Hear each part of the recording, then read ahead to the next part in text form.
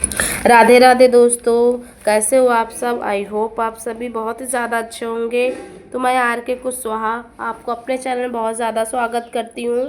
तो मैं आज एक बृहस्पति देव की पौराणिक कथा लेकर आई हूँ। तो आज हम बृहस्पति देव की कथा सुनेंगे। प्राचीन काल में एक निर्धन ब्राह्मण रहता था। उसकी कोई संतान नहीं थी। वह नित्य पूजा पाठ करता, पर उसकी स्त्री न स्नान करती और न ही पूजा पाठ करती। इस कारण ब्राह्मण देवता बहुत दुखी रहते थे। भगवान की कृपा से उनके यहाँ एक पुत्री ने जन्म लिया। पुत्र कन्या बड़ी होने लगी और प्रातः स्नान आदि करके भगवान विष्णु का जाप करती तथा बृहस्पतिवार को व्रत भी करने लगी। वह पूजा पाठ समाप्त करने के बाद पढ़ने भी जाती और पाठशाला जाते समय अपने मुट्ठी में एक जौ भर कर ले जाती। पाठशाला के मार्ग में डाल देती और लौटते समय जब वह स्वर्ण के हो जाते, जौ को बीन के घर ले आती। एक दिन वह बालिका सूप में सोने की जौ को साफ कर रही थी। तभी उसकी माँ ने देख लिया और कहा कि हे बेटी, सोने की जौ को फटकने के लिए सोने का सूप भी होना चाहिए। दूसरे दिन गुरुवार था। कन्या ने व्रत रखा, बृहस्पति देव से सोने का सूप देने की प्रार्थना की। बृहस्पति देव उसकी प्रार्थना स्वीकार कर ली। रोजाना की तरह वह कन्या जो फैलाती हुई पाठशाला चली गई। पाठशाला से लौटकर जब वह जो बिन रही थी, तब बृहस्पति देव की कृपा से उसे सोने का सूप मिल गया। वह उसे घर ले आई और उससे जौ साफ करने लगी, परंतु उसकी माँ को वही ढंग रहा। एक दिन की बात है, कन्या सोने के सूप में जौ साफ कर रही थी। उसी समय उसी नगर का एक राजकुमार वहां से निकला। कन्या के रूप और कार्य को देखकर वह उस पर मोहित हो गया और राजमहल आकर वह जल तथा भोजन त्याग कर उदास होकर लेट गया।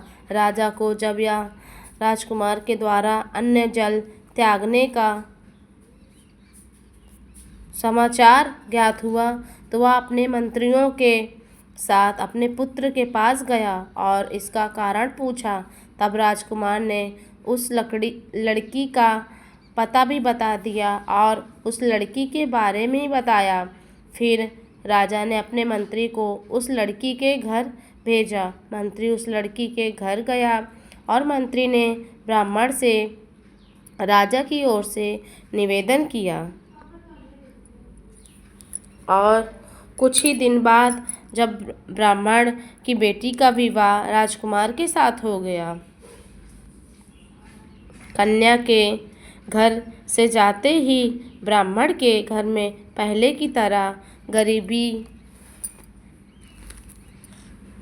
ने निवास हो गया। एक दिन दुखी होकर ब्राह्मण अपने पुत्री से मिलने उसके ससुराल गया। बेटी ने पिता की अवस्था को देखा और अपनी माँ का हालचाल पूछा, तो ब्राह्मण ने सभी हाल कह सुनाया। कन्या ने बहुत सा धन देकर अपने पिता को विदा किया, लेकिन कुछ दिन बाद ब्राह्मण फिर वापस अपने कन्या के घर गया और सभी हाल कहा। पुत्री बोली, हे पिताजी, आप माताजी को यहाँ ले आए। मैं माँ को बृहस्पति व्रत की विधि और पूजन का नियम बताऊंगी, जिससे गरीबी दूर हो जाएगी।